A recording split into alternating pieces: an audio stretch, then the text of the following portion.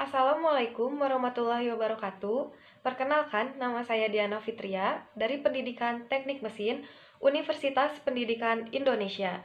Di sini, saya akan memaparkan mengenai proposal ide yang merupakan mata kuliah dari konversi energi, dan proposal tersebut saya beri judul yaitu Magnetic Perpetual Machine Motion. Bab 1 yaitu pendahuluan. Yang pertama ada latar belakang. Perkembangan teknologi telekomunikasi di era globalisasi ini telah berkembang begitu pesat, seiring dengan perkembangan teknologi informasi. Salah satu alat komunikasi yang sudah sangat umum digunakan yaitu adalah handphone. Energi pada handphone disimpan di dalam baterai, tetapi ada kalanya baterai tersebut akan melemah atau lowbat. Sebagai contoh, ketika kita sedang perjalanan jauh dan sedang adanya pemadaman listrik, tentu saja tidak ada satuan listrik. Maka hal di atas dapat mengganggu proses komunikasi yang akan dilakukan. Yang kedua, ada rumusan masalah.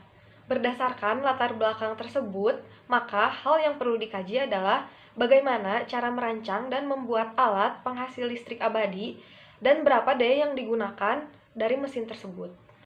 Yang ketiga yaitu ada tujuan. Tujuan yang pertama yaitu menghasilkan alat dengan spesifikasi yang telah ditentukan. Tujuan yang kedua, menghasilkan prototipe dari Magnetic Perpetual Machine Motion.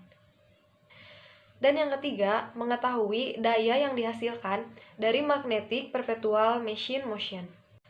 Dan yang keempat, yaitu ada manfaat.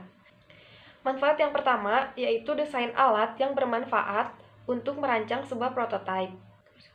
Manfaat yang kedua, yaitu prototipe yang bermanfaat untuk uji coba keberhasilan produk.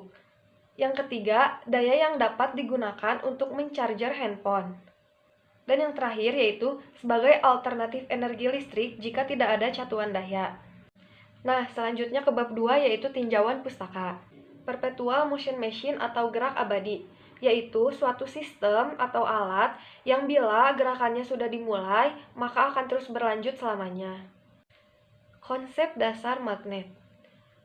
Konsep dasar magnet adalah suatu jenis material yang mempunyai sifat menarik material yang sejenis melalui suatu gaya yang dimilikinya. Gaya tersebut dikenal dengan nama magnetisme. Nah, gambar ini merupakan gambar dari magnet yang mempunyai dua kutub, yaitu kutub utara dan kutub selatan. Di mana sifat kedua kutub magnet ini, apabila dipertemukan dengan kutub yang sama, maka akan terjadi tolak-menolak. Dan apabila dipertemukan dengan kutub yang berbeda, akan mengalami gaya tarik-menarik. Catu daya. Generator AC berfungsi mengubah tenaga mekanis menjadi tenaga listrik arus bolak-balik. Nah, generator AC ini sering juga disebut sebagai alternator. Selanjutnya, ada penyiarah, yaitu komponen elektronik yang terbuat dari bahan semikonduktor yang saling dipertemukan. Nah, penyiarah ini mempunyai dua semikonduktor, yaitu semikonduktor P dan semikonduktor N. Semikonduktor P yaitu semikonduktor yang terbuat dari bahan silikon, germanium, dan aluminium.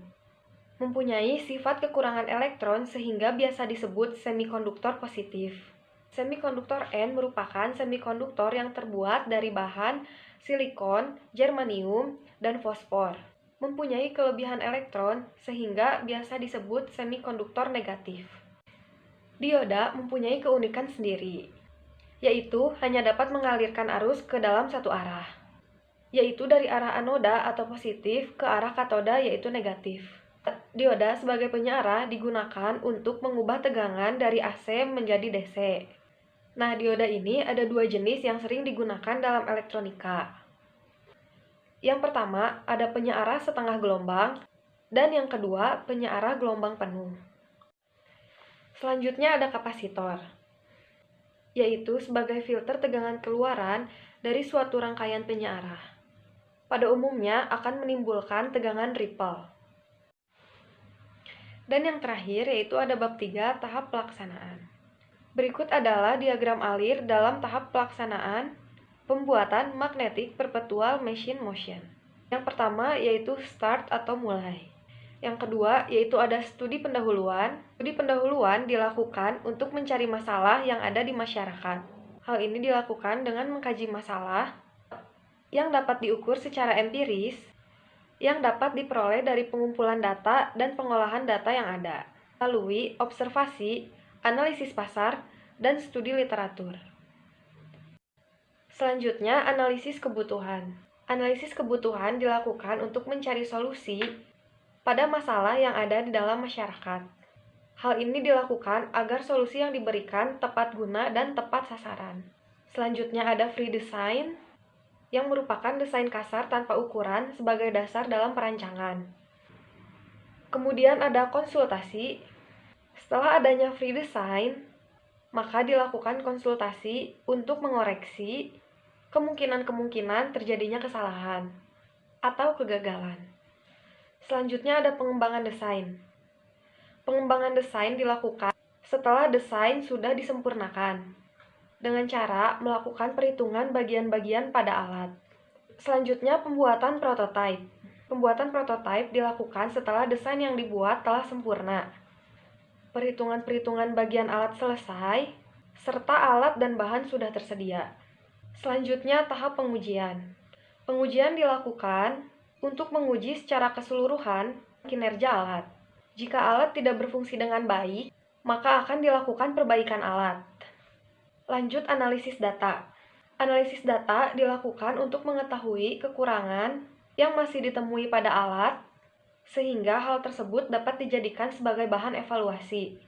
Dan yang terakhir yaitu produk akhir. Jika setelah tahap konsultasi desain disetujui, maka akan dilanjut untuk membuat produk akhir dengan dimensi sesuai dengan perhitungan. Jika free design tidak disetujui, maka yang dilakukan adalah pembuatan desain kembali. Selain itu, produk akhir juga meliputi pembuatan final design, prototype, pembuatan manual book, pembuatan artikel ilmiah, pembuatan laporan, dan HKI. Terima kasih atas perhatiannya. Wassalamualaikum warahmatullahi wabarakatuh.